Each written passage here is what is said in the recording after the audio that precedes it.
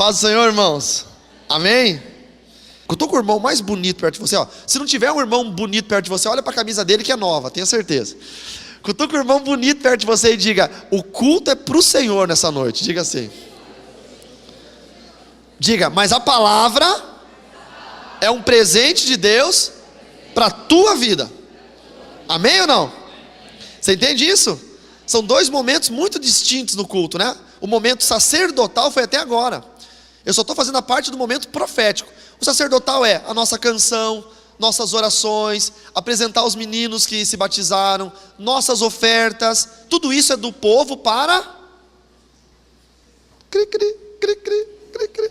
Tudo isso é do povo para Deus. Isso é sacerdotal. Agora o momento profético é algo de Deus para o povo, é a palavra dele, amém? Abra sua Bíblia em Gênesis, no capítulo 30, por favor.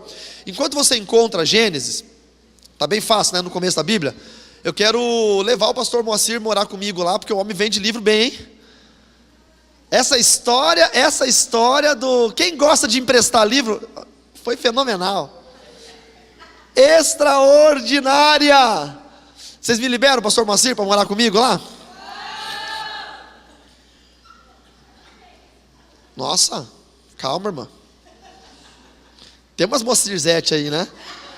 Tem? Vocês lembram dessa? Jaquirinha tinha chacrete, né? Aí tem as Moacirzetes. Tem o fã-clube do Moacir. Agora, eu sou muito grato a Deus. Quem acredita que Deus pode dar um presente para você? Acreditam nisso? Tipo assim, Deus olha para você e fala: eu vou dar um presente para esse camarada. Eu sou uma pessoa muito presenteada por Deus. Não só os bombons que a irmã me presenteou, ou a comida, o macarrão da Mariana, o costela do pastor, a maionese da pastora. Está todo mundo, amanhã, ó, presta atenção. Amanhã está todo mundo convidado para ir comer macarrão na casa do pastor, maionese e costela. Está todo mundo convidado, tá? Quem não sabe onde é que ele mora, pega reto aqui, só vai para lá, é lá. Ah, vai me levar no aeroporto, é verdade. Então, depois de amanhã, está todo mundo convidado. Pode ir lá. Casa de pastor é padaria da igreja, né? Pode chegar lá e comer à vontade. Vamos lá? Gênesis capítulo 30, verso 14. Vamos lá, todos acharam? Olha que texto legal. Quem estava ontem? Então quem estava ontem vai conseguir entender, não vou dizer melhor, mas vai conseguir preencher umas lacunas da mensagem de ontem, porque esse texto aqui vai fazer parte do meio da mensagem de ontem. Se você me entendeu, amém. Se você não entendeu, tudo bem. Vai dar certo igual. Vamos lá. Nos dias da colheita do trigo, Rúben saiu e achou umas mandrágoras no campo. Diga comigo, mandrágoras. Quem sabe o que é uma mandrágora? É uma florzinha que dava no meio do trigo. Então era muito difícil de achar. Essa florzinha era rara, porque o trigal ele é muito denso e a florzinha fica no meio. E aí na hora de colher o trigo, aí pisoteava a mandrágora, cortava junto, misturava com a palha. Então era muito difícil de achar. Alguém achar uma mandrágora num trigal era similar a achar uma agulha no palheiro. É muito difícil. Só que a mandrágora não era só o aspecto da beleza da florzinha. Quando se conseguia tirar a mandrágora com todo cuidado, a raiz dela era uma raiz bifurcada, parecido com um ginseng. Então ela tinha a similaridade de um dorso, de um corpo de uma pessoa, de uma mulher, como se fosse aqui o abdômen e as pernas. E era usada por muitos feiticeiros para fazer poções, feitiços, que abriam supostamente a madre da pessoa. A mulher era estéril, não podia ter filhos, e os feiticeiros da época, eu estou falando aqui de Velho Testamento, não vamos muito longe. Quem aí não sabe, quem é avô e avó, não conheceu um camarada aí antigamente que fazia umas garrafadas? Lembra das famosas garrafadas, não é? Que era tipo é um feitiço, tá? Eu não vou mudar o nome. Não sei se vocês tomam, alguém toma garrafada, hein? Não? Mas é um feitiço, porque era uma série de coisas que misturavam numa poção ali, consagrava isso a um Deus. No caso aqui no Brasil, a garrafada sempre era consagrada a um santo, não é? Uma entidade espiritual, e aí tomava com uma finalidade. Isso aqui é para curar tal coisa, isso aqui é para segurar o marido em casa. Meu avô era feiticeiro, meu avô fazia as garrafadas para segurar marido. Se meu avô vivesse nos dias de hoje, ele ia falir, porque ninguém mais ia comprar. Eles estão vendendo agora garrafada para o marido ir embora. Mudou mulher não aguenta mais o marido, me dá aquela garrafada que o marido toma e vai embora. Mas era mais ou menos isso. E o pai de Raquel e Lia, as esposas de Jacó, chamava-se Labão. E tem uma estima-se, eu tenho uma história, que Labão, ele era um feiticeiro, que fazia esse tipo de garrafada. Não era garrafa, esse tipo de poção, tá? Só para vocês entenderem o contexto. Então eu vou começar a ler do começo, verso 14. Nos dias da colheita do trigo, Rúben, que é o filho mais velho de Lia, saiu e achou umas mandrágoras no campo. Ele as trouxe para Lia, sua mãe. Então Raquel disse para Lia, só para vocês entenderem, Raquel e Lia são irmãs, ok? Rúben, primeiro filho de Jacó com Lia. Raquel é tia de Rúben, só para vocês entenderem. Então Raquel disse a Lia: dê-me algumas das mandrágoras que seu filho trouxe. Mas Lia respondeu: você acha pouco o fato de ter tomado de mim o marido? Porque o marido amava Raquel. Quem lembra da história? Que Jacó trabalhou 14 anos pelo amor de Raquel. Vocês lembram disso? Quem lembra? Só para eu saber. Que ele trabalhou, ele não tinha como pagar o dote. E aí ele falou para o pai dela, pai de Raquel, né? Labão, esse que supostamente fazia feitiço: olha, eu não tenho dinheiro, o que eu posso pagar? E ele falou: trabalha 14 anos por amor de Raquel. Só que Raquel era mais jovem, Lia era mais velha. E Lia não casou nesses 7 anos. E pela regra, a mais velha casa primeiro. Se a mais nova casasse primeiro, desgraçava a vida da mais velha. Ninguém mais ia casar com a mais velha, nunca. Então no dia que fechou os 7 anos, na festa de casamento, Lia não tinha casado ainda, eles bebem muito, ficaram todos bêbados. Labão aproveitou a ocasião e colocou Lia no lugar de Raquel, na tenda de Jacó. Jacó dormiu com aquela mulher, estava bêbado, 7 dias bebendo. Ele não sabia mais nem quem que era a esposa que ele estava casando. Ele estava chamando Jesus de Genésio. E aí casou com a mulher errada. No dia seguinte ele acordou, olhou para o lado, quem era?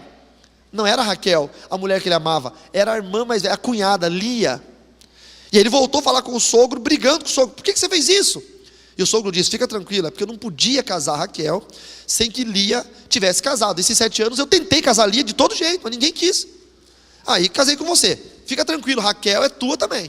Só os convidados ir embora, você já pode desposar Raquel também, mas você vai ter que pagar mais 7 anos de trabalho. Então ele acabou tendo que trabalhar o dobro, 14 anos por amor daquela mulher.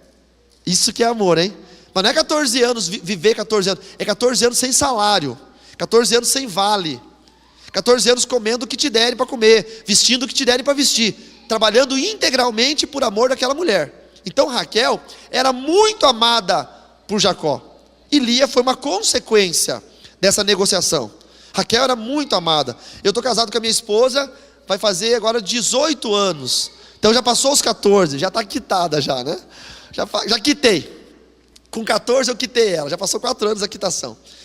Então Lia respondeu no verso 15: você acha pouco o fato de ter tomado de mim o marido? Porque o marido amava a ela e não Lia.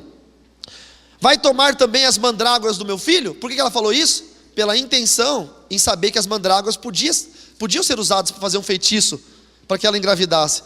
E Raquel era estéril, não dava filhos para Jacó. Então tinha uma artimanha aí. Raquel respondeu: ele poderá ter relações com você essa noite, em troca das mandrágoras do seu filho. Olha que coisa. À tarde, quando Jacó voltava do campo, Lia saiu ao encontro dele e lhe disse: esta noite você terá relações comigo. Eu gosto de uma tradução que diz assim: essa noite você me possuirá. Quem tem essa tradução? Essa noite você me possuirá. Porque o verbo possuir, ele tem uma conotação de comando, tem uma conotação de quem está sendo possuído perdeu e quem está possuindo ganhou. E foi exatamente isso que aconteceu.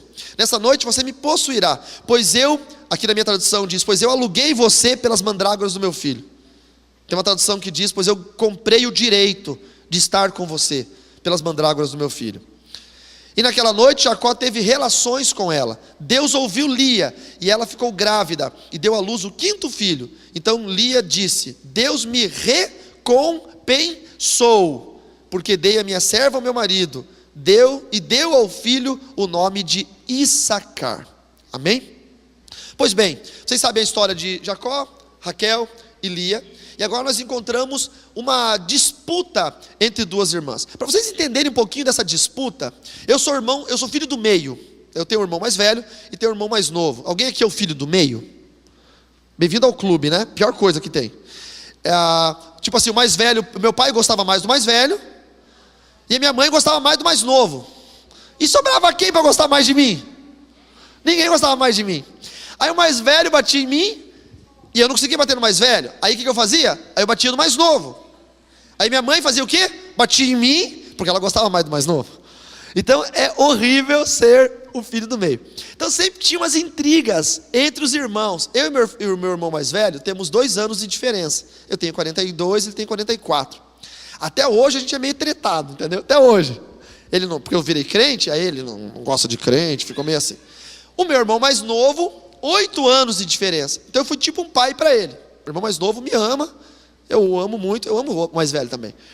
Mas sempre tem umas tretinhas, umas discussõezinhas com o mais velho. É normal entre irmãos ter umas discussões. Eu vejo os meus meninos, tem 5 anos de diferença os meus meninos. De vez em quando o mais novo quer pegar demais no pé do mais velho. E o mais velho quer ser mais, porque o mais velho tem 20, então ele tem a mente de quem tem 40. Né?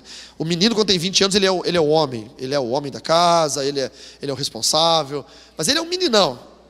Ele chega de noite, ele quer me dar beijo, daí quando ele quer me dar um beijo, ele lembra que ele tem 20, que tem a mente de 40, ele faz assim, boa noite, pai. Dá um soquinho na minha mão, assim. Ele vem para beijar, mas ele fala assim, boa noite. Então é mais ou menos assim. E essas duas tinham um problema pior, muito pior. Porque naquela época, a filha mais velha tinha a incumbência de cuidar do pai. E aí a filha mais nova tinha a incumbência de cuidar dos animais. Então Lia, que era mais velha, sempre humilhou Raquel em casa. Sempre subjugou Raquel. Porque o pai chegava, Labão, chegava cansado do trabalho, e Lia ia lá lavar os pés do pai, preparava lá uma refeição junto com a mãe, ajudava em tudo para servir o pai. E Raquel estava lá no estábulo, que não era bem o estábulo, porque as casas eram divididas em 2 pedaços, os animais mais próximos da família dormiam na parte de baixo, como se fosse aqui dormia a família, aqui dormiam os animais, dentro da mesma residência, e Raquel ia cuidar dos animais, não cuidava do pai. Então sempre Lia tinha prioridades em casa, em detrimento a Raquel. Quando casaram, por Lia, alguns dizem, nós estávamos conversando, alguns dizem que Lia era mais feia que Raquel, né? Lia tinha olhos fracos. O que é olhos fracos? Eu não sei, pode ser tanta coisa, né? Mas é fato que Lia acabou não casando antes que Raquel. E pelo fato de Lia ter casado primeiro com Jacó, ela se tornou a primeira esposa. E também na lei, a primeira mulher tem prioridades na casa. A primeira mulher serve o marido. E a segunda esposa serve a casa. Então, olha, transferiu isso. Da família, de servir o pai e servir os animais, agora as duas estão casadas com o mesmo homem. E uma tem prioridade sobre a outra. E Lia, novamente, tinha prioridade sobre Raquel. Então, Raquel, ela sempre sofreu na mão da irmã. Sempre sofreu. E ela começou a ficar neurótica. Irmãos, presta atenção. Quem já ouviu falar no termo neurótico? Você já usou de palavrão isso? Você falou assim, seu neurótico. Neurótico não é palavrão, porque todos somos neuróticos. Sabiam disso? A neurose é uma defesa que nós temos. A psicóloga vai falar assim, ixi, esse cara veio para... Vai aumentar a sua consulta lá, viu? Todo mundo vai procurar você agora para trabalhar. A neurose é uma defesa psicológica do ser humano. Porque é uma fuga da realidade, mas sabendo que você está fugindo. Você não está... O que é ruim é psicose. Aí você foge e você acha que você está fazendo uma coisa que não é a realidade, você pensa que é a realidade. E ela entrou numa neurose tão grande, como defesa, que ela parou para pensar, se eu não der um filho para esse homem vai deixar de me amar. Porque a minha irmã, que ele não ama, já deu 4 filhos para ele. Eu não dei nenhum. A minha irmã já era a filha preferida em casa, porque ela era mais velha. A minha irmã agora é a principal esposa. A minha irmã já deu 4 filhos para meu marido. E Raquel começou a ficar fora do eixo, descompensada. Porque ela começou a pensar, se eu não fizer alguma coisa para esse quadro na minha vida mudar, eu vou perder para minha irmã.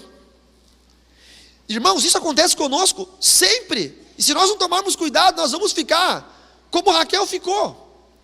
Porque havia uma promessa de Deus sobre a vida de Raquel.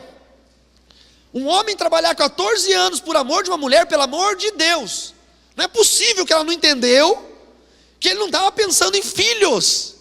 Ele amava ela. Ela podia não dar filhos nunca para ele. Ele ia continuar amando a sua esposa. A outra foi uma consequência de uma negociação. Mas ela era a esposa que ele amava. Quando os olhos de Jacó olhavam para Raquel, os olhos dele brilhavam. É como o profeta chamava a esposa dele de a delícia dos meus olhos. Era a delícia dos olhos de Jacó. Mas ela não pensava mais assim. E ela começou a ficar louca. E tem gente que fica assim, que vê um irmão receber uma bênção e ele não recebeu, ele começa a ficar doido. Aí o outro irmão, uma vez eu me preocupei, nós fazíamos sempre culto de testemunho na igreja. Então na quinta-feira e no domingo, quinta-feira era um culto de estudo na nossa igreja, e no domingo nós tínhamos um momento antes entre o louvor e a mensagem, um momento para 3 ou 4 irmãos darem um testemunho de algo que Deus fez na vida deles. Isso é muito legal, fortalece a fé da igreja, mostra que Deus está agindo, é muito legal. E aí começou, testemunho. Aí tinha os irmãos que não tinham testemunho para contar. O que eles começaram a fazer? Começaram a orar, começaram a buscar, começaram a ter mais fé, para Deus dar um testemunho. E começaram a ter testemunhos, e subiam para contar o testemunho. Olha, irmãos, aconteceu tal coisa lá em casa. Teve uma irmã que a máquina de lavar roupa estragou, e ela orou, e a máquina de lavar roupa ressuscitou. E era desse tipo de testemunho. A minha esposa é especialista. Eu estava viajando anteontem, ela me falou: amor, queimou o micro-ondas. Eu falei: tá tranquilo, a gente compra outro, pera que eu vou orar. Dela: ai, que benção, voltou a funcionar. Não sei se tinha queimado ou se deu só um negócio. Mas testemunha assim: Senhor, eu sou dizimista fiel, Senhor, não deixa o devorador tocar. Aí, pum, voltava a funcionar. E aí as pessoas ficavam felizes, isso ia motivando a fé da igreja. Mas tinha uma irmã, que eu não vou falar o nome porque o irmão gravou o troço lá, e daí vai jogar na internet, a irmã vai ficar chateada comigo, que a irmã não tinha a capacidade de orar por ela. Ela sempre pendurava em alguém e pedia oração para alguém. E ela não podia me ver que ela falava: o senhor pode orar por mim? Claro que eu posso, irmã, mas a senhora também pode orar pela senhora. Porque você pedir para eu orar é uma coisa. E eu sou pastor, eu vou orar por obrigação, por ministério. Mas a senhora chegar na sua casa, tomar aquele banho, dobrar o seu joelho do lado da cama, bem confortável, e ficar lá: Jesus, agora somos só nós dois, deixa eu ter uma conversa com o Senhor. É outro nível de intimidade. Está lá em Mateus 6. Você quer falar com Deus? Entra no seu quarto, tranca a sua porta, fala em segredo, que Deus vai te recompensar. O problema é que tem pessoas que ficam tão fora de si, com as situações que estão acontecendo ao seu redor, que esquecem dos princípios mais básicos de se alcançar uma bênção na presença do Senhor. E o mais básico é intimidade. Você pode ter tudo na igreja, se você não tiver intimidade com o Senhor, você não alcança nenhuma bênção.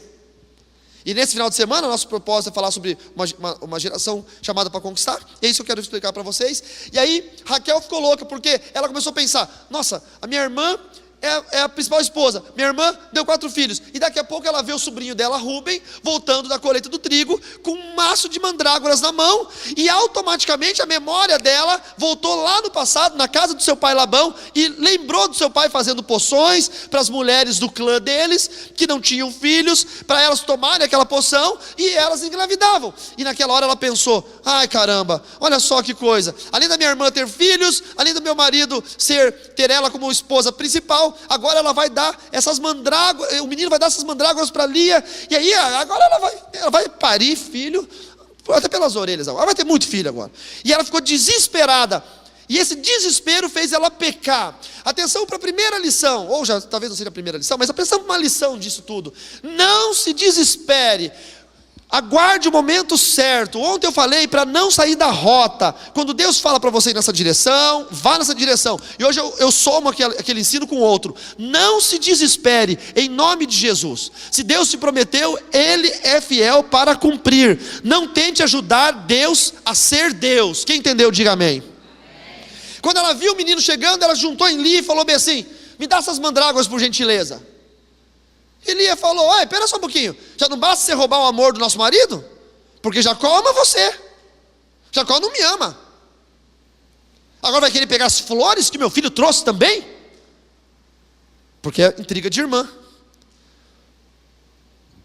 E ela disse: não, é porque essas flores aí pode fazer uma poção, então eu troco com você. O que você quer em troca?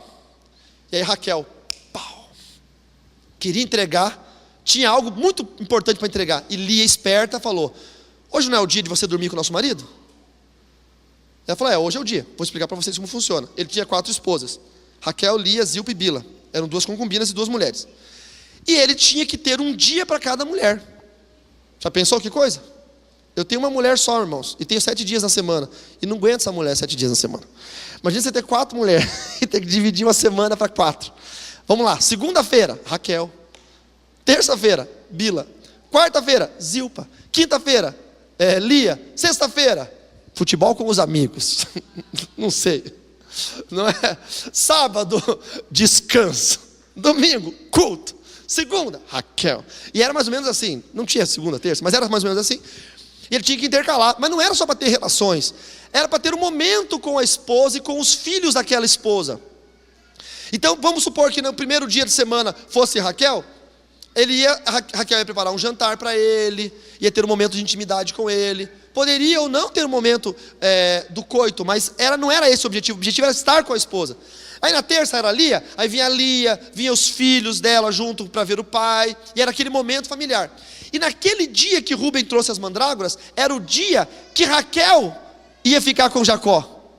E aí Lia falou: o que você tem para trocar pelas mandrágoras? Lia espertona. Às vezes você tem que ter vou dizer um negócio para você, às vezes você tem que ter um pouquinho de Lia dentro de você, sabia? Quem sabe você não foi o preferido, é o irmão do meio, tipo eu. Não, você não é o preferido nem da mãe nem do pai. Você tem que ser um pouquinho de Lia. Você tem que ser esperto. Ficar ligado que vai chegar uma oportunidade para você ganhar uma bênção. Tem que ser fominha de bênção. Tem irmão que você fala: quem entendeu a mensagem, quer vir aqui na frente e receber uma oração. Tem irmão que fica no banco assim. Tipo, mas eu não preciso disso. Irmão, vamos ser sinceros? Seja fominha de bênção. Mesmo que você não precise, vá lá. Vai que respinga uma bênção pega em você. Se o pastor falar: quais irmãs aqui que querem engravidar? E você é homem, vem também, irmão, não tem problema. Pega uma benção aí para alguma parenta sua aí. De repente tem uma prima sua que não engravida. Então, e aí, primeira coisa que Lia falou: o que você tem, Raquel, para dar em troca dessas flores do meu filho? Aí talvez a Raquel falou: eu tenho esse colar. Não, esse colar eu não quero. Eu tenho esse cordeiro. Não, não quero. Aí Lia, espertona: hoje não é o dia de você dormir com Jacó? Eu troco por isso, eu troco por isso. Você me dá o dia e eu te dou as flores. Você me dá o direito de ter intimidade uma vez mais com o meu marido na semana, e você pode pegar essas flores. E Raquel estava descompensada, ela disse: ok, não pensou 2 vezes, trocado, valeu, pam pam. Pegou as flores e vazou para a terra de Labão. E Lia foi para a tenda, limpou a tenda, arrumou tudo, se perfumou, preparou um jantar e ficou ali perfumada, bonitinha, esperando Jacó. Jacó saindo do trabalho, feliz da vida, porque hoje era o dia de dormir com Raquel, a esposa que eu amo. Feliz da vida, voltou para casa cantarolando. E quando ele chega na porta da tenda, que ele abre aquela tenda, quem é que ele vê? Lia. Ele se assusta: Lia, que é isso?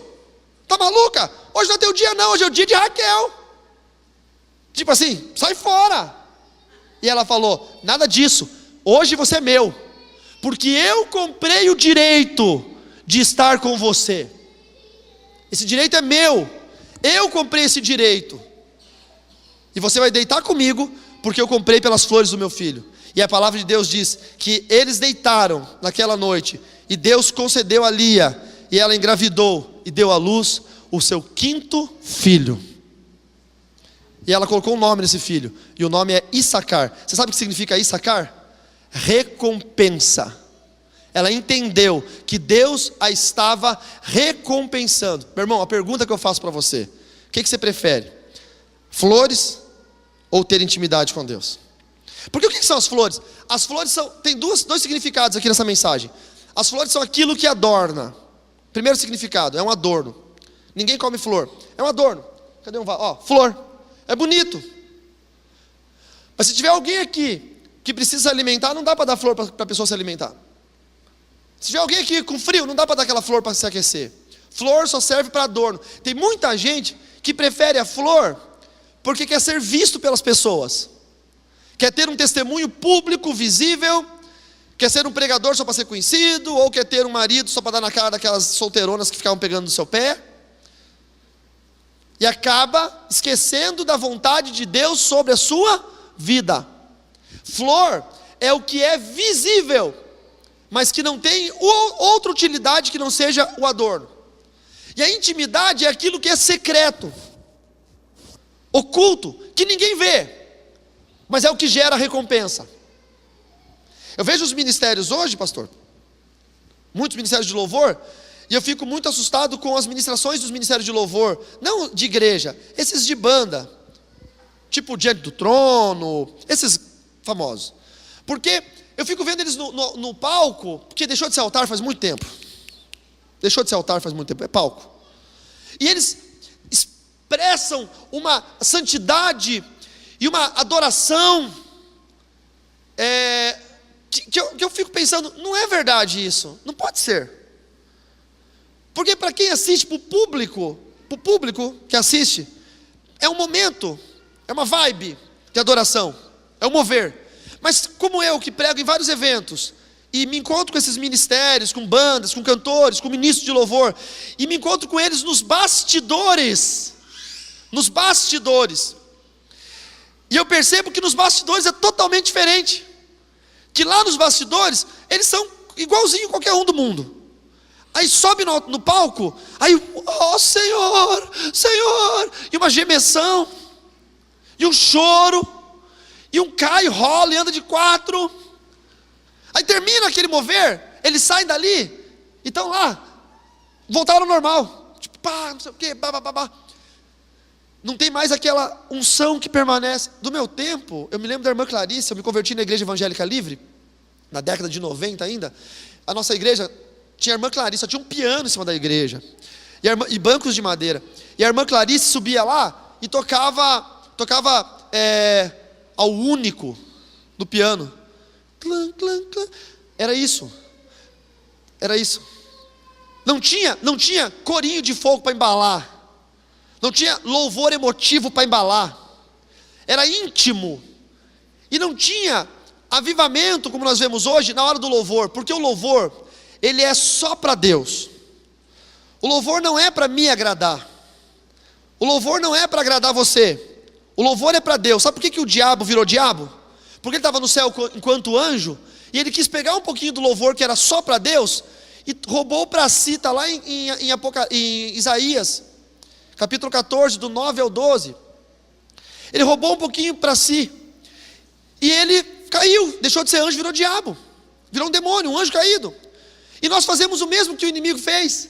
Nós queremos louvor para nós queremos que o louvor nos agrade, nós queremos que o louvor fale conosco. O louvor não tem que falar conosco, o louvor faz parte do momento sacerdotal, é inteiramente do povo para...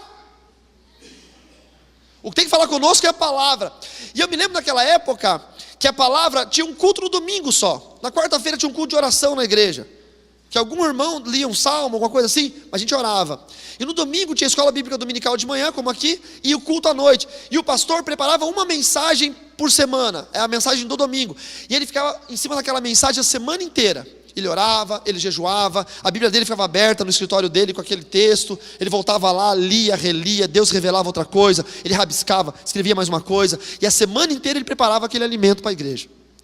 Aí no domingo a gente sentava na igreja, a irmã Clarice tocava lá um louvor no piano, e nós cantávamos, todos adorávamos a Deus, e a adoração era só para Deus. E durante a adoração, o mover de santidade era tão grande, que você ouvia o choro dos irmãos, mas era um choro de constrangimento, preste atenção.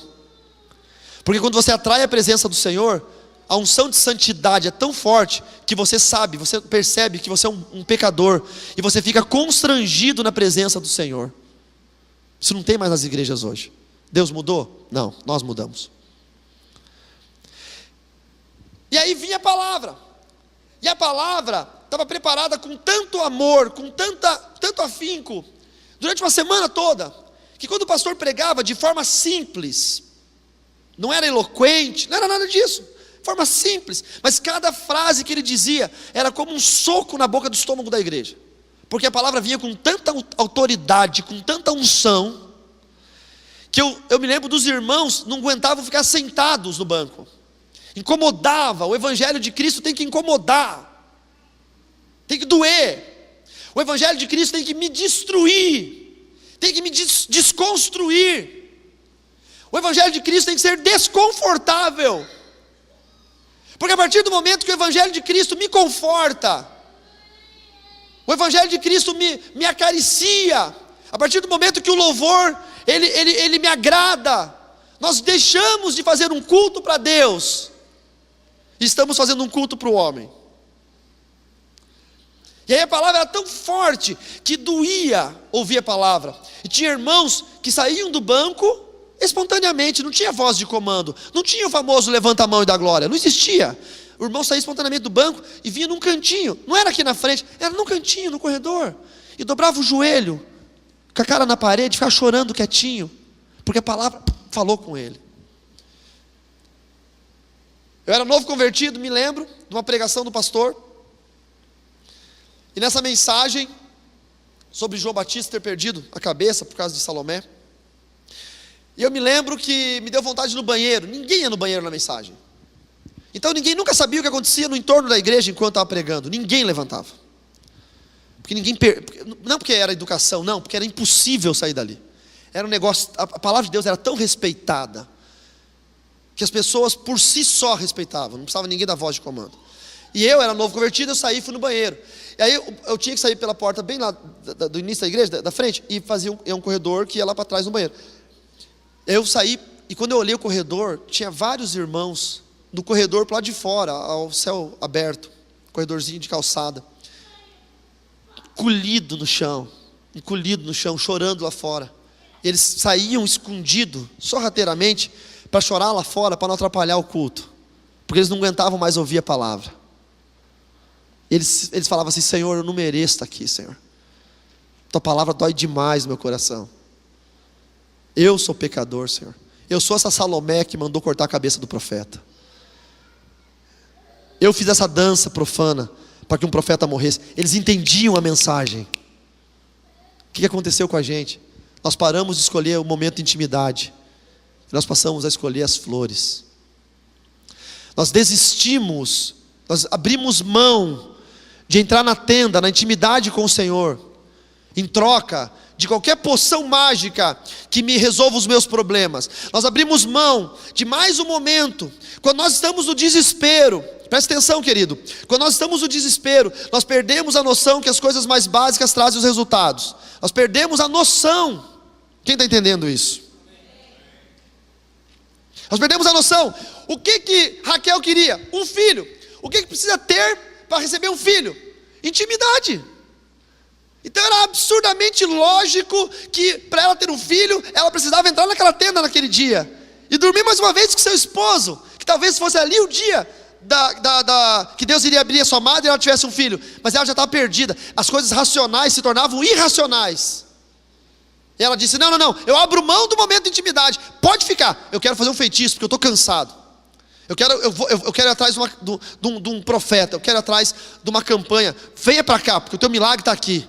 Eu estou cansado de ser o tal do crente tradicional, sentadinho no banco, ouvindo mensagem. Eu cansei. É isso que eu vejo hoje.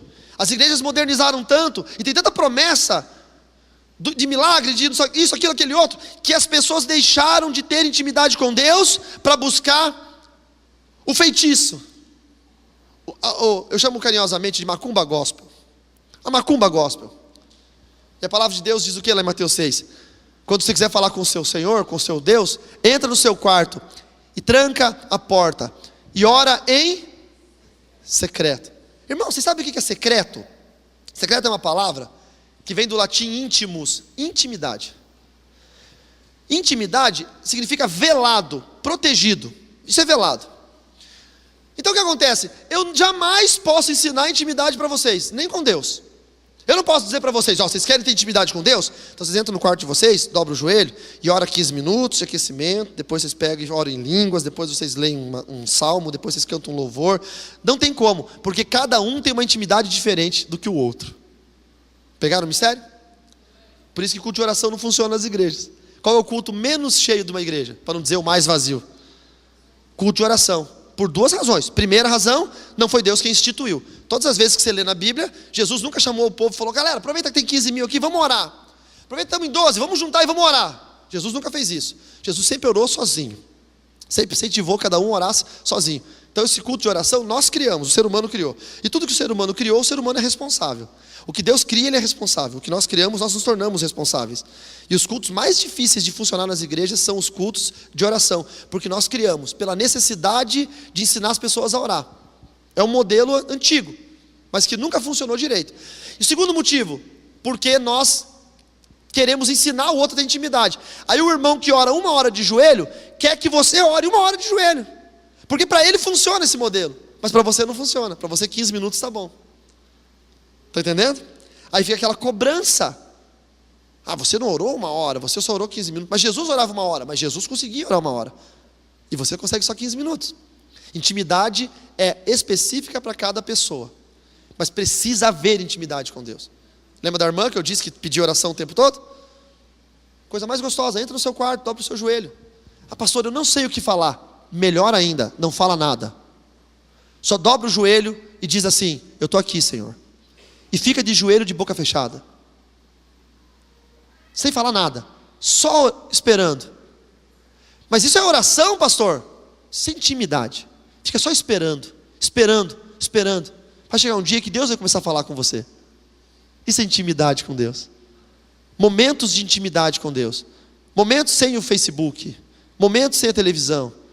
Momentos sem a tecnologia. Momentos sem isso. Momentos com Deus. Dobrar o joelho e esperar. E essa mulher, ela queria ter um filho, mas não queria ter intimidade. Querido, se você quer ter algo e não quer seguir o caminho natural das coisas que Deus pré-estabeleceu, o diabo vai te dar dicas para você conseguir de outro jeito. Aí ela foi e teve esse momento de intimidade, Lia, e Deus abriu a madre dela, mais uma vez, e ela teve o 5º filho, e ela falou: esse filho tem um selo nele, se chama Issacar, porque ele é uma recompensa de Deus na minha vida. Já pensou se fosse Raquel? Raquel teria a recompensa de Deus naquele dia, e Raquel perdeu a chance de ter a recompensa, porque abriu mão da sua intimidade. Minha pergunta é: o que você prefere, irmão? Flores ou intimidade? Pensa nisso. Já pararam para pensar, sim ou não? A palavra está doendo? Tem que estar doendo. Se não estiver doendo, não está funcionando. A palavra está te envergonhando, a palavra está te constrangendo. A palavra de Deus tem que fazer isso na gente. É que nós vamos com uma expectativa de que o culto vai ser bacana, o culto vai ser legal, o culto vai ser divertido. O culto tem que ser verdadeiro. Se for triste ou feliz, tem que ser verdadeiro. A palavra de Deus tem que funcionar no meu coração. Aí eu vou contar um negócio para vocês. Ontem eu falei sobre o sonho de José. Quem lembra do sonho de José? Lembra? Das vacas gordas e magras? Lembra das espigas frondosas e mirradas? Vocês lembram disso? Perdão, esse é o sonho de Faraó. O sonho de José, das lua e sol e as 12 estrelas, agora sim. E dos feixes. E a lua e o sol simbolizavam o pai e a mãe e os irmãos se prostrando para ele. E ele contou para o pai, para a mãe e para os irmãos. E os irmãos ficaram chateados. Mas você está dizendo então que você vai ser o maioral? E que o seu pai, nosso pai e a sua mãe vão se prostrar? E todos os outros irmãos vão se prostrar? E era Deus mostrando. Aí ele sonhou de novo. 2 grandes feixes de trigo e mais vários feixes pequenos se prostravam. E os irmãos novamente se irritaram. O sonho veio de Deus, sim ou não? Olhe para mim, irmão, por favor. O sonho veio de Deus, sim ou não? Sim. Agora pensa comigo. Quando José virou governador do Egito, que teve fome, agora sim as vacas magras e gordas, e ele recebeu o povo de Israel para si. E quando ele recebeu o povo de Israel para si, o pai veio e os seus irmãos e se prostraram na presença dele. E ele era um governador do Egito. Quem que não estava ali? Raquel não estava ali. E por que Raquel não estava? Porque Raquel havia morrido no deserto. Raquel morreu quando deu a luz a Benjamim. Então eu pergunto para vocês: Deus errou? Dando um sonho profético para José, que o sol e a lua e as demais estrelas se prostrariam para ele, que simbolizava o pai e a mãe, o pai Jacó, a mãe Raquel. Deus errou? Absolutamente não, irmãos. Deus não erra. Deus não erra.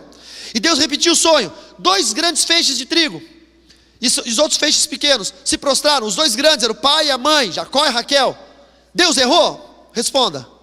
Por que Deus não erra? Porque Deus é infalível. Então, por que no dia que foram a família, por que só estava Jacó e Raquel não estava lá? Raquel havia morrido. Porque quando você desobedece ao plano de Deus, você morre antes que a promessa se cumpra na sua vida. Aí alguém pregou uma vez: quem tem promessa não morre. Já ouviram essa frase? Eu já vi gente falando, ai, deu turbulência no avião, e o avião parecia que ia cair, mas eu disse, quem tem promessa não morre. E eu falei para o irmão, morre sim. Se você estiver em desobediência com Deus, você morre com todas as suas promessas junto. Raquel tinha uma promessa, ela iria para o Egito junto com Jacó, no tempo da fome, e ela encontraria José, e se prostraria junto com seu marido e com os demais filhos de Jacó, mas ela não foi, porque ela trocou sua intimidade pelo feitiço. E quando você troca a intimidade com Deus, você morre antes da promessa. Quem entendeu isso? Por isso, irmãos, não abram mão da intimidade com Deus. Não abram mão da intimidade com Deus. Para encerrar, eu tive uma experiência aqui no Mato Grosso do Sul, alguns anos atrás. Eu fui pregar no aniversário de 50 anos da Igreja Batista ali. E a irmã, tinha uma irmã que era membro fundadora da igreja. Só que ela morreu, não aguentou a velhinha. Morreu uns 10 dias antes da festa. E ela estava elencada para dar uma palavra, um testemunho sobre a fundação da igreja. Sabe esse negócio? As fotos do irmão botando tijolo, né? Toda igreja tem isso. E ela morreu, não aguentou. Deus recolheu ela antes do tempo. E o filho dela, então, veio de São Paulo para o velório. E o pastor falou, rapaz, daqui uma semana e pouco tem o aniversário de 50 anos da igreja, sua mãe ia falar, você não quer ficar aí e falar no lugar dela? E o rapaz era, acho que um empresário, alguma coisa assim, podia ficar. Ficou para dar essa atenção para a igreja, foi muito legal. E na festividade de aniversário, tinha umas cadeiras assim, eu estava sentado lá junto com os outros pastores, convidados, prefeitos, essas coisas todas. E esse irmão estava lá também. E ele foi falar antes da minha mensagem. E o que ele falou mudou a minha vida. Porque ele falou assim, irmãos, a minha mãe, irmã fulana de tal, morreu com 90 anos, eu acho.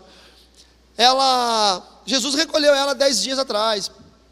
Mas olha, eu tenho para dizer dela que eu não me lembro de um dia que eu passei na frente do quarto da minha mãe, de noite, que eu não a vi com os joelhos dobrados, orando. E eu era menino, eu parava e falava assim, deixa eu ouvir o que ela está falando. E ele parava e eu ouvia, e ela falava assim, Senhor, cuida do pastor, cuida da mulher do pastor, Senhor, cuida dos filhos do pastor, porque os filhos do pastor sempre são é aquele negócio, né? Ou é chato demais, ou a igreja gosta demais, ou a igreja odeia demais, né? Filho de pastor é aquele negócio. A gente joga muita expectativa em cima dos filhos dos pastores, né? Meus filhos sofrem muito com isso. Eles vão participar de um culto de jovens numa igreja como convidados. Quando eles chegam lá, o pessoal fala, oh meu Deus, o filho do Carlos Ribas, você quer pregar? E eles falam, não, eu não sou pregador, o pregador é meu pai. Porque o filho do fulano tem que ser igual ao fulano. Esse filho de pastor sofre muito. E ele ouvia a velhinha orando, Senhor, os filhos do pastor, protege os filhos do meu pastor, protege a irmã fulana, a irmã ciclana. E ele disse, não houve um dia na minha vida que eu recordo, da minha infância, que eu passei no quarto da minha mãe e não vi a minha mãe orando. Todos os dias eu passava lá e eu ouvia a minha mãe orando. Aí ele continuou, ele disse, olha, minha mãe era costureira, e ela tinha um pequeno ateliê no fundo de casa. E eu brincava lá e passava pela frente do ateliêzinho da minha mãe, tinha uma calçadinha, e ela já estava bem idosa, e ela não tinha mais visão. Então ela pegava a Bíblia e ela comprou uma lupa, e ela colocava a lupa em cima da Bíblia para poder enxergar um versículo ou outro. E ele falou assim, eu não lembro também, irmãos, de um dia sequer que eu passei pela frente assim, ó, não estava minha mãe costurando aquelas máquinas, quem lembra daquelas máquinas que você fazia com o pé assim, e ela ia, né? Quem aqui nunca entrou numa máquina dessa e brincou de carrinho? Quem já brincou de carrinho numa máquina dessa? Nós somos normais, irmão. Essa foi a geração boa. A gente não tinha videogame, não tinha nada. E ele falou assim, e eu não lembro de um dia sequer que eu passei ali e não estava a Bíblia do lado. E de vez em quando eu via minha mãe ali garimpando um versículo e outro. E quando ele falou isso, irmãos, o Espírito Santo me pegou ali atrás. Mas não me pegou tipo pentecostal. Eu não saí tipo, terra! Não.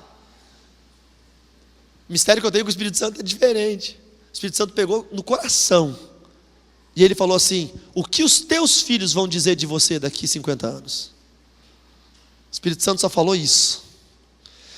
Qual será o testemunho do teu filho daqui 50 anos? O que ele vai dizer que via você fazer? Talvez ele diga, eu nunca vi meu pai orar. Eu nunca vi meu pai ler a Bíblia. Eu só vi meu pai reclamar de salário, de problema, reclamar com a minha mãe. Eu só via minha mãe na internet o dia inteiro. Ou em grupinho de WhatsApp, fuxicando sobre a família, sobre os irmãos da igreja. O que os teus filhos vão dizer de você daqui a alguns anos? Que você tinha flores? Ou que você tinha intimidade com Deus? Fique de pé, meu irmão, em nome de Jesus. Vamos orar? Tem um convite para fazer para você. Se você conseguiu pegar o que Deus quis falar. E a palavra de Deus é assim, ela vai bater de forma diferente no nosso coração. Mas se a base disso você entendeu, que é abandonar a escolha de flores, de coisas que são supérfluas, de coisas que são adereços, e passar a querer escolher intimidade com Deus, seja do jeito que você entende que a intimidade deve ser. E se você entende que você precisa tomar uma decisão hoje de ter mais intimidade com o Senhor, vem aqui para frente para a gente poder orar, tá bom? Mas sai agora em nome de Jesus e vem aqui para frente. Fica esperando o irmão vir não, porque de repente Deus tem bênção para um só, como teve bênção para uma mulher só naquela tarde, e quem entrou na intimidade ganhou, né?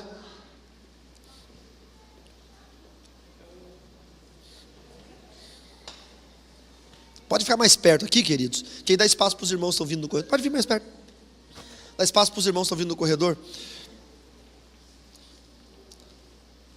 A intimidade com Deus é algo incrível.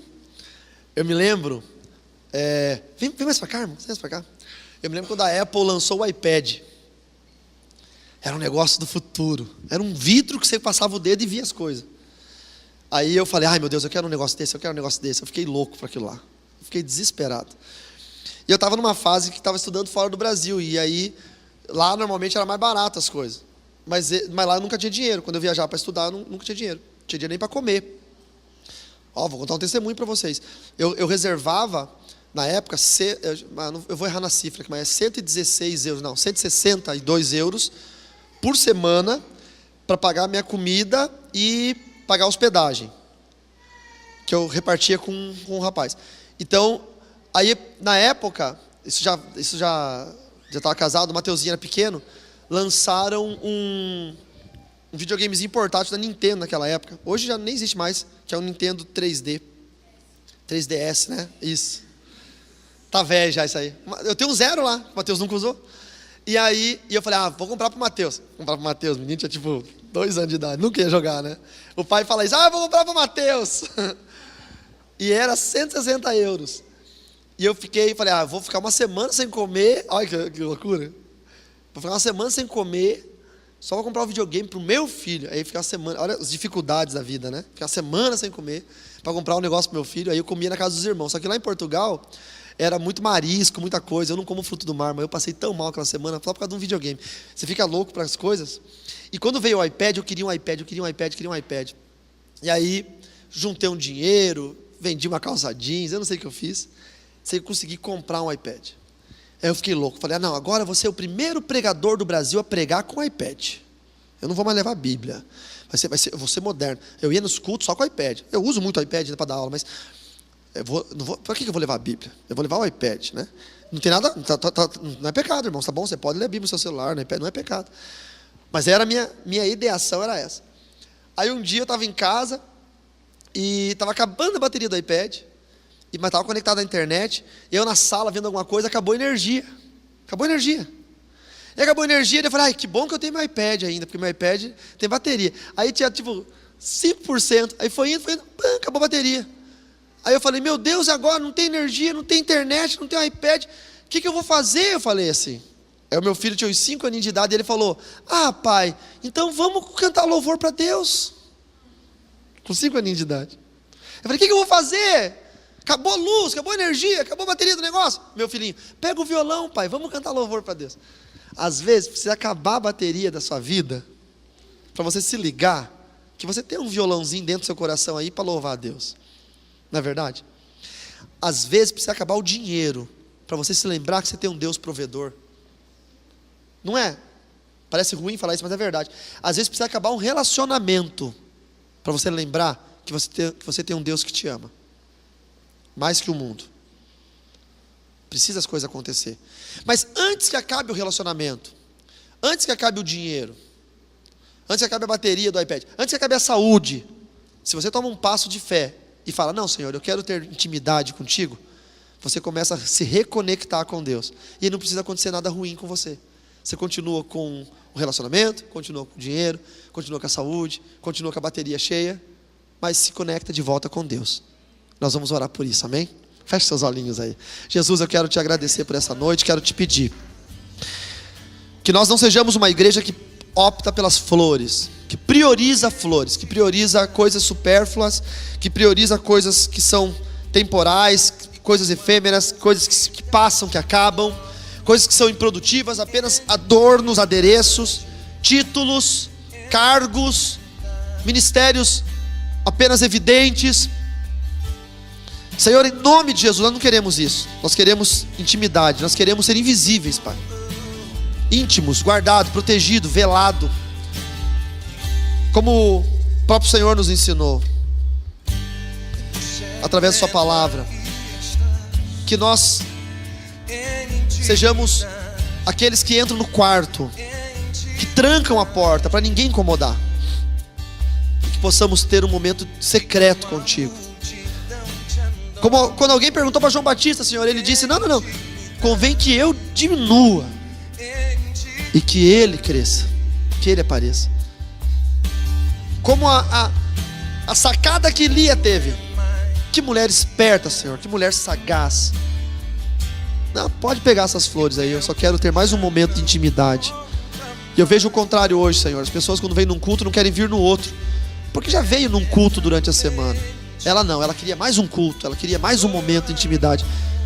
Ela veio no estudo, ela veio também no culto à noite, ela queria vir na oração, ela queria mais e mais, ela queria mais um momento de intimidade contigo, Senhor. E o Senhor foi recompensando essa mulher. Meu Deus, muitos aqui não têm recompensa, porque não tem momento de intimidade contigo, porque a preguiça pega e não deixa vir para a igreja, porque os afazeres da casa, a falta de organização, não se organizou direito, não deu tempo de sair de casa. E o inimigo sabe, Senhor, e o inimigo vai pegando essas chaves e vai bloqueando a vida dos irmãos. Mas eu creio, Senhor, que através dessa mensagem de hoje e através dessa oração, nós seremos desbloqueados, Pai, em nome de Jesus. Nós não vamos mais optar por flores, não vamos mais optar por esses feitiços gospel que existem por aí, por promessas de profecia, de revelação, por promessas de bênçãos fáceis, de coisas que vêm sem nenhum esforço, sem nenhuma santidade. Não, Senhor, não, Senhor, não. Nós queremos ser a igreja que te adora, Senhor. Aquela igreja que cultiva a intimidade com a presença do Senhor durante a semana inteira, e não apenas quando chega no culto, não apenas que precisa ser embalado com louvor. Nós não queremos ser uma igreja embalada pelo louvor, não, nós já queremos vir aqui em espírito de adoração, Senhor. Nós entendemos que nós nos achegamos a Ti, Senhor, para Te louvar, para Te adorar. Nós queremos trazer louvores para Ti, e não vir aqui para ouvir louvores. Nós queremos dar para o Senhor adoração. Pai, traga na nossa vida, Senhor Deus, um desejo maior de ter intimidade contigo, e nos ensine a ter intimidade contigo. Nos ensine uma forma pessoal, única, exclusiva, de como o Senhor gosta, de como o Senhor quer. O que o Senhor quer ouvir da minha boca? O que o Senhor quer ver dentro da minha casa? Como que eu posso ser íntimo do Senhor? Me ajuda, Senhor. Me faz lembrar dessas palavras, não me deixe esquecer dessas palavras. Fica martelando na minha mente, Senhor, martelando. Intimidade, intimidade, intimidade comigo, intimidade comigo. Eu quero ser íntimo seu. Fica martelando. Repete, Senhor, isso na nossa mente milhares de vezes, para que a gente não venha esquecer. Porque nós estamos em tempos, Senhor, que a igreja está se distanciando cada vez mais de Ti. Os milagres não estão mais acontecendo, os testemunhos não existem mais, porque nós estamos longe de Ti, Senhor. Nós estamos indo procurar os feitiços das mandrágoras, as flores. Estamos esquecendo a intimidade com o Senhor. Nós queremos ter intimidade, Pai, para que o Senhor nos faça uma nação que gera filhos, uma nação que gera recompensa, e o Senhor nos recompensará. Muito obrigado, Pai, pelo pastor dessa igreja, pela pastora, Senhor. Muito obrigado pelos obreiros, pela diretoria. Muito obrigado, Senhor, pelos irmãos, pelos visitantes. Obrigado, Senhor, porque essa igreja preza pelo ensino, pela palavra, pela estrutura bíblica. Muito obrigado, Senhor. Em tempos em que as igrejas estão preocupadas com multidões vazias, apenas cheias de emoção e de convencimento, essa igreja se preocupa com a verdade, com a transparência do Evangelho, com a comunhão com os santos. Muito obrigado, Senhor. Que essa igreja permaneça assim, intocada, Senhor. Que seja aqui o lugar onde o Senhor gosta de estar, em comunhão com os teus filhos. Essa é a minha oração, Senhor, em nome de Jesus.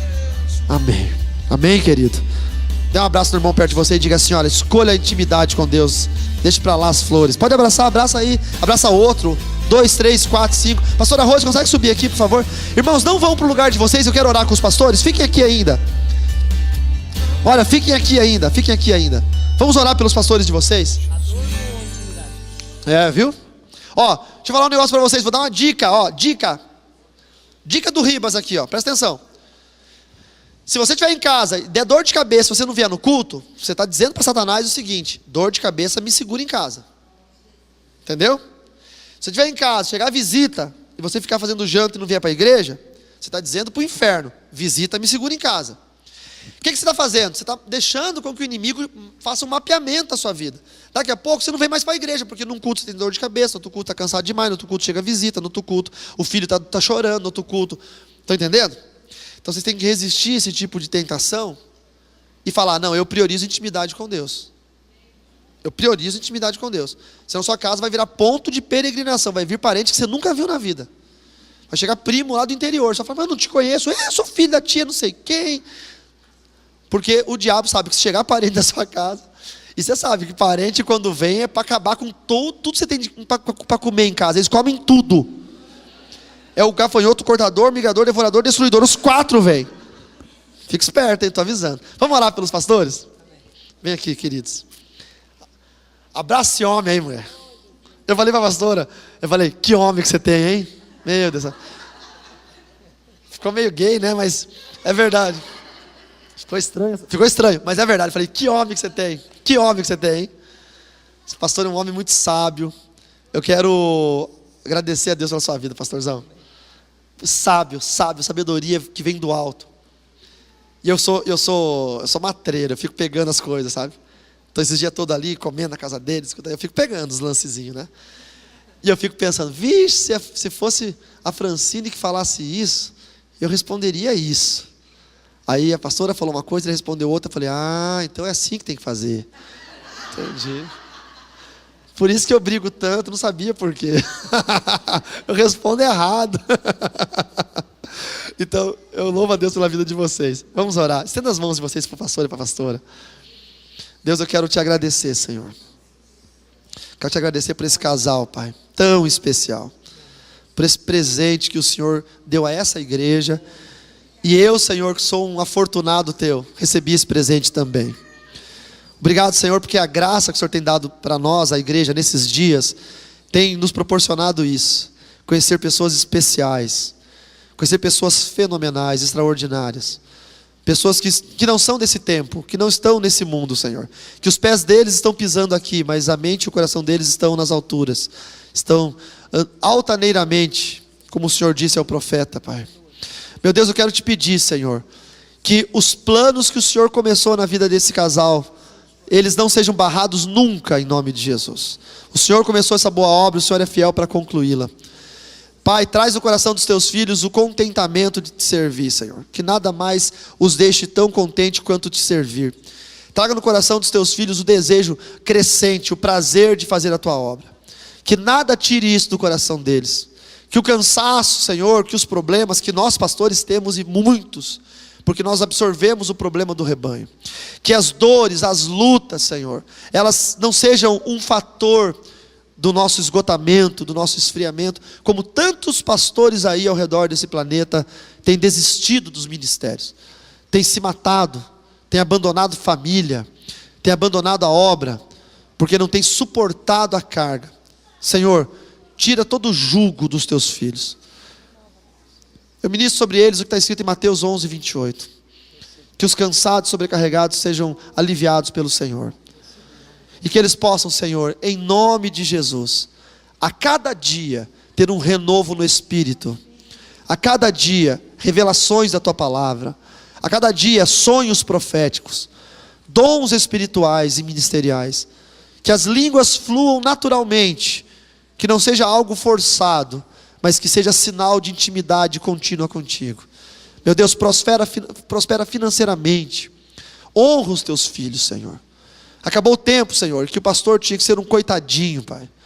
Nós honramos o sacerdócio. E o teu filho e a tua filha são sacerdotes do Senhor. Por isso, Pai, eu peço, para que eles sejam honrados, honre também a igreja, que está agora orando junto comigo. Prospere financeiramente a igreja, Senhor. Abra, Senhor Deus, os cofres celestiais e derrame, Senhor Deus, sobre a igreja recursos. Faça com que o trabalho dos teus filhos produza mais, 2, 3, 4 vezes mais.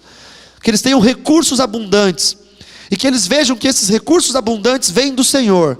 E junto com isso vem a fidelidade no coração dos teus filhos, para poderem contribuir com o reino. E isso seja uma crescente na igreja, cada vez mais, e os testemunhos fluam naturalmente, e haja um novo tempo sobre este ambiente, para que o seu nome continue sendo glorificado, e seja exaltado ainda mais, em nome de Jesus. Amém. Amém? Que Deus abençoe vocês, meus queridos.